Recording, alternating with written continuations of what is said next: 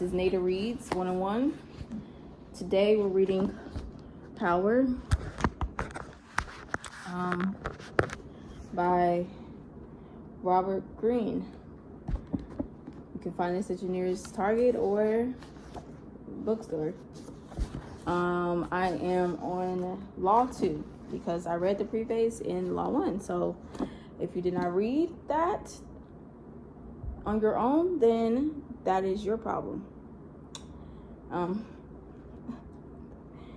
We run a very tight ship here. That hurt. We run a very tight ship here. I expect everyone to come to class prepared or don't come to class at all. If you're not going to come to class prepared, then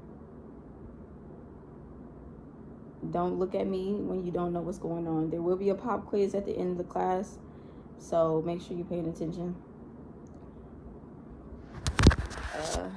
All right, let's get into it. My reading glasses are on. When my reading glasses are on, voices are off. Period. If you do not abide by my rules, then I will assist you to the nearest exit. You don't want to go to the nearest exit. It's not nice. All right. Law 2. Never put too much trust in friends. Learn how to use enemies. Girl, this is going to be good. Judgment. Be wary of friends that will betray you more quickly, for they are easily aroused to envy. They also become spoiled and tyrannical.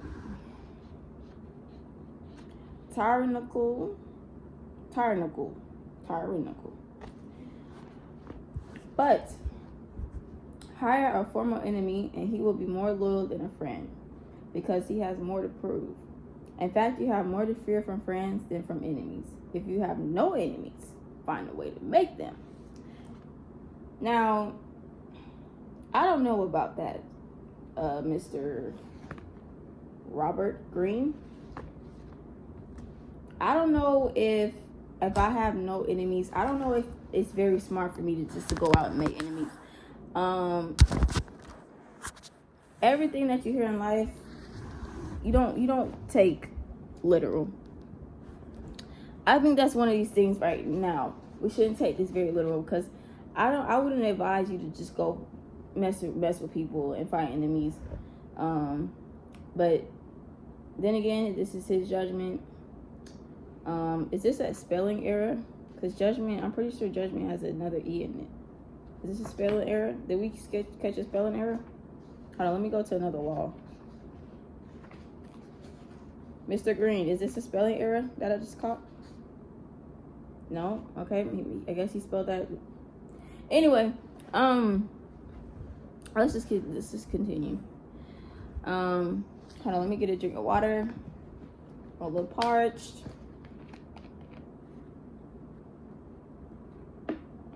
Okay. Pay attention because we will be popcorn reading. You don't want to be choppy when it comes to you. All right. Transgression of the law. In the mid-9th century AD, a young man named Michelangelo III, aka the Ninja Turtles. No, just playing. I'm just playing. A young man named Michael III assumed the throne of the Byzantine Empire.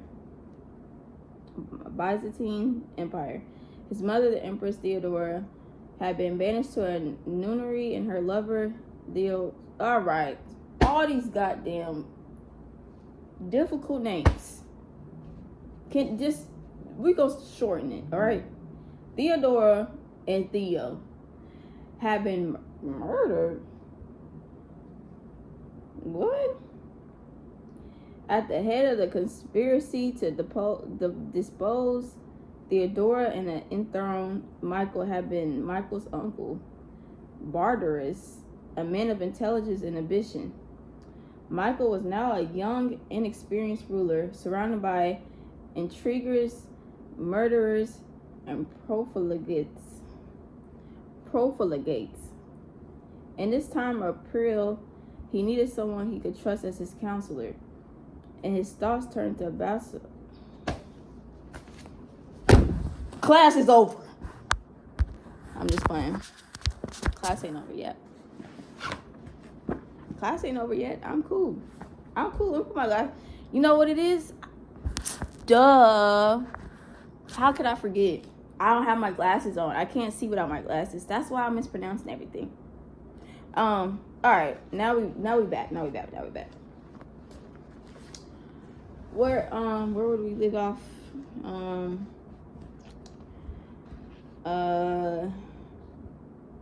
Okay. So his mom and his dad was murdered by his uncle. He needed somebody to trust. He turned to his best friend.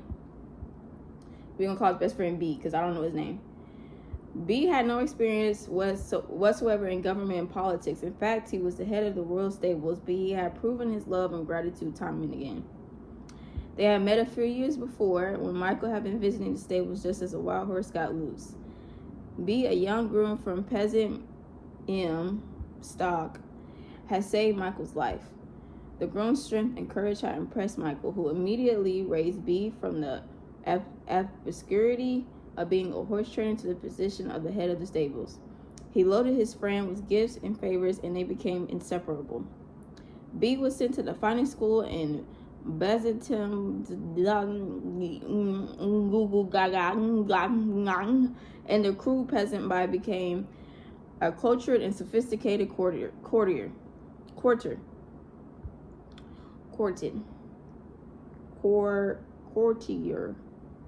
Cowboy Carter.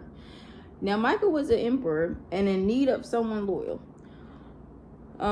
Who could be a better person to trust than his best friend? B could be trained for the job, and Michael loved him like a brother. Ignoring the advice of those who recommended the more qualified Barterus, Michael chose his friend. Period. Oh, I see where this is about to go. I know this is about to go.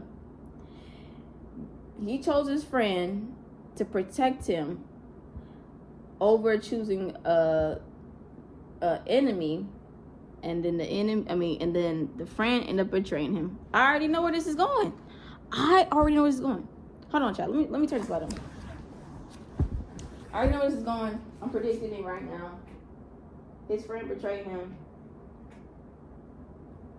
or he became envious of him, something like that. I already predicted it. I hope this is like a glare. I don't know why. Okay, so it says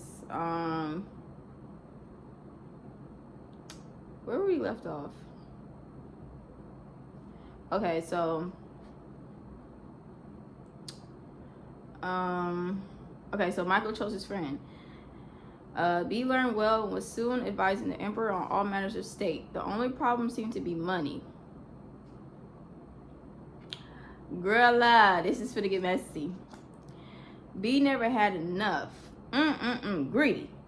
Exposure to the splendor of Byzantine court life made him adventurous for the perks of power. Michael doubled, then tripled his salary, ennobled him, and married him off to his own mistress, Edukisa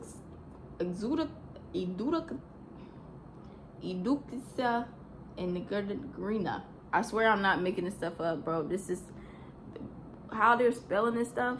Like, really, who's supposed to know how this? Like, I know how to sound out words. Edodoxia,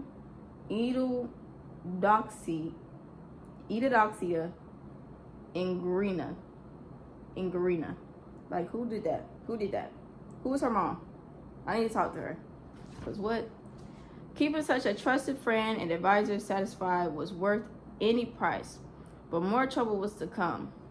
Bartus was now head of the army, and Basilius convinced Michael that the man was hopelessly ambitious. Under the illusion that he could control his nephew, Bartus had conspired to put him on the throne, and he would conspire again. This time to get rid of Michael. Ain't that about it?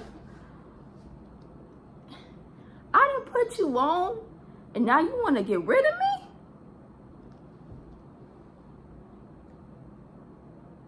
I didn't put you... I gotta put my hair down for this. I didn't put you on, and now you want to get rid of me? I didn't put you on, and now you want to get rid of me? That's what we're doing? That's what we're doing? Like, that's tasteless, tacky. I'm aggravated. And whenever I see Basilius, beat it A. I'm telling you. Because you don't ever treat your folks like that. This man vouched for you, got you a job.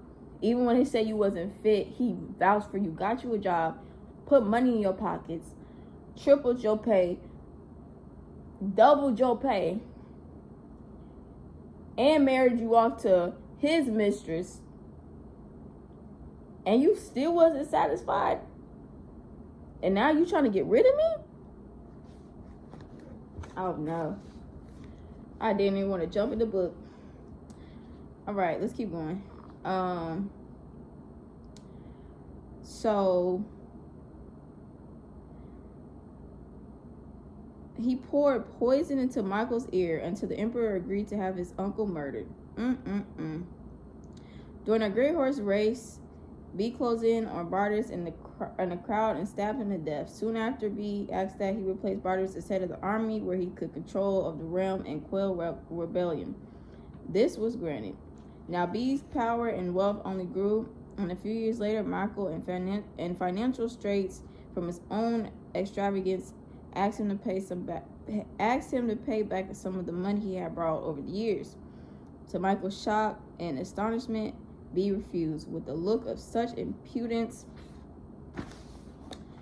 that the emperor suddenly realized his predicament.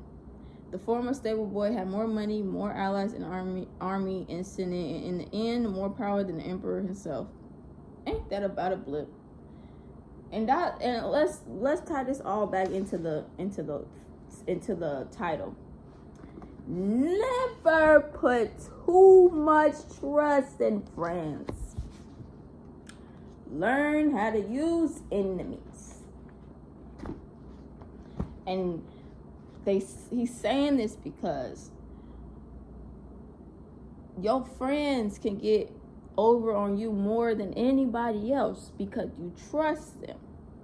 And you don't see what they're doing as something that is mischievous or or envious or deceitful. You don't see it as that. You just see it as like, oh, this is my friend, and they're doing right by me.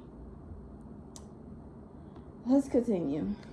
A few weeks later, after a night of heavy drinking, Michael awoke to find himself surrounded by soldiers.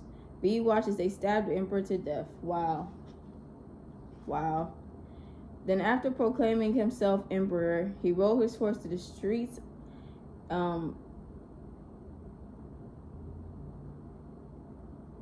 Wow. That's what you gotta do. That you gotta say, wow. That's what you gotta do when you don't know the word. The next word that's coming up on the page, you just gotta be like, wow. You gotta act like you're shocked about something until you figure out what the word means or what the word is saying. The streets of Byzantium, brandishing the head of his former benefactor and best friend at the end of a long pike. So you mean to tell me you killed this man because from the very beginning you were envious of what he had? And then it's like you were envious of what he had whole time. The man didn't even know what to do with what he had. It wasn't even his intentions to be in power. He didn't have no intentions to be powerful. It was just given to him. That's why he called you in. He brought you in because he thought you would be a good help to him and what he had to do. His people was knocked off, so he needed to protect what his people had gained over the years. He needs to protect his legacy. And he asked you, who he thought was his friend, to come in. And then he even helped you, gave you money, gave you an army, gave you this, gave you that. And you turn around, you betray him, you kill him. And then you go on that horse and you go in the streets with his head on a stick. Be if I catch you. Be if I catch you. Let's go. Let's continue to go, because this is like really doing, this is doing a number on me. I'm very angry right now. We have a couple more pages. I'm not gonna lie. It's getting into some words that are really difficult to read. It's gonna cause a lot of it's gonna cause a lot of drama in my life right now, because y'all are gonna think I don't know how to read, but it's really, these words are really messy, disrespectful. They were put here to make me look bad, basically. So yeah, we're gonna read a little bit more. We have about 2 pages left, so I'm gonna try to read the rest of these pages. But let's just keep going. If I feel like I can't do it right now, then we will finish the rest of Law 2 in another video. I did just have some coffee, so I'm a little jittery. So like, I feel like I want to run, and so sitting still right now is really getting to me. But let's keep going. Observance of the law. For several centuries after the fall of the Han dynasty, Chinese history followed the same pattern of violent and bloody coups, one after the other. Army men would plot to kill a weak emperor, then would replace him on the dragon throne with a strong general. The general would start a new dynasty and crown himself emperor. To ensure his own survival, he would kill off his fellow generals. A few years later, however, the pattern would resume. New generals would rise up and assassinate him or his sons in their turn. To be the emperor of China was to be alone, surrounded by a pack of enemies. It was the least powerful, least secure position in the realm. Okay, so I guess what he's doing right here is comparing and contrasting. So we had a story about Michael and about him trusting his friend, and then his friend ended up killing him. Now we have a story about the Han dynasty and the emperors, and basically the emperors, the only way that they rise and stay in power is by surrounding themselves with enemies. But it works because you know what's coming. You know that these are my enemies. They want to see me fail. They want to take what's mine from me. Versus a friend, you're not thinking like, okay, my friend's gonna do me this way, do me that way. Like you said, you're trusting them. So in return, it's like you should want to be surrounded more by your enemies, because you know what they're gonna do. Versus your friends, you don't really know.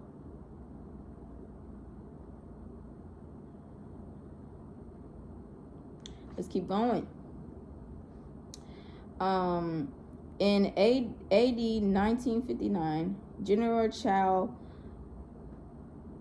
Kuang-Ying became Emperor Song. He knew the odds, the probability that within a year or two he would be murdered. How would he break the pattern? Soon after becoming emperor, Song ordered a banquet to celebrate the new dynasty and invited the most powerful commanders in the army. After they had drunk much wine, he dismissed the guards and everybody else except the generals who knew or who now feared he would murder them in one fell swoop. Instead, he addressed them. The whole day is spent in fear, and I am unhappy both at the table and in my bed. For which one of you does not dream of ascending the throne?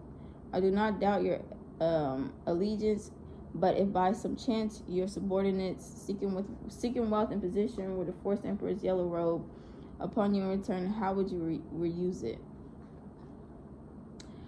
Drunk and fearing for their lives, the generals proclaimed their innocence and their loyalty. But Sung had other ideas. The best way to pass one day in peaceful enjoyment of riches and honor.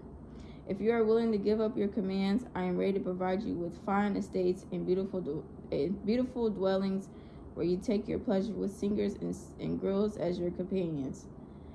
The astonished generals realized that instead of a life of anxiety and struggle, Sung was offering them riches. Offer them riches and security. The next day, all of the generals tended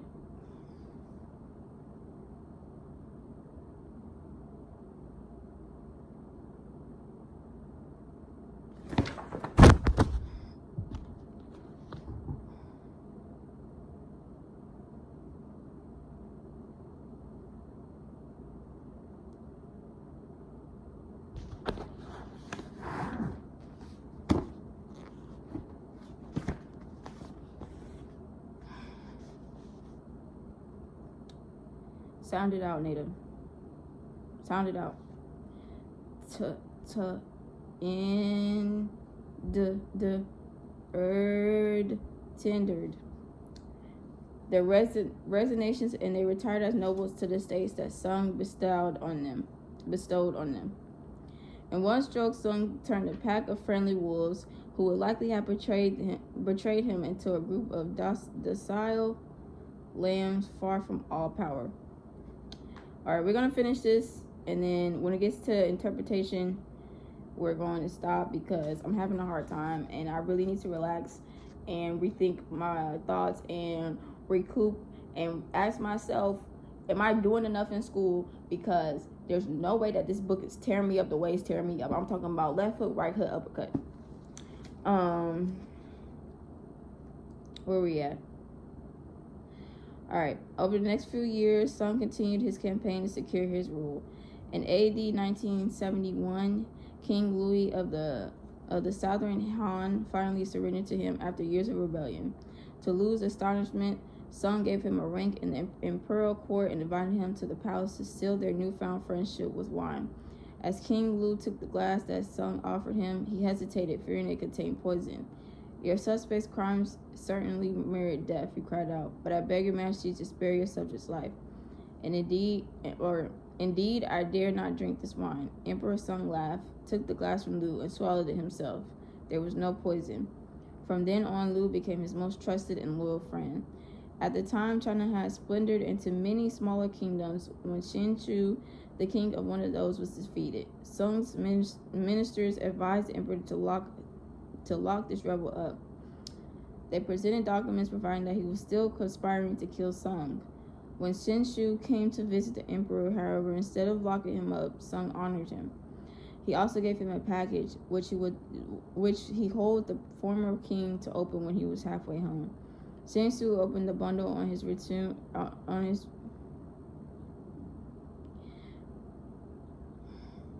Deep breath.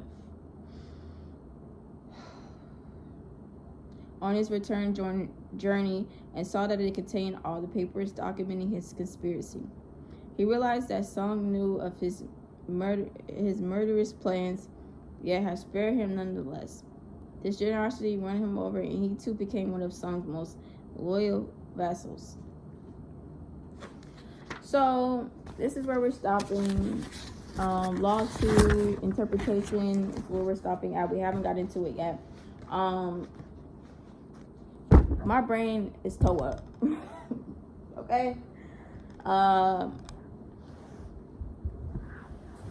Reading this book, I have realized that I haven't read it. I haven't been reading enough books because this book is tearing me up.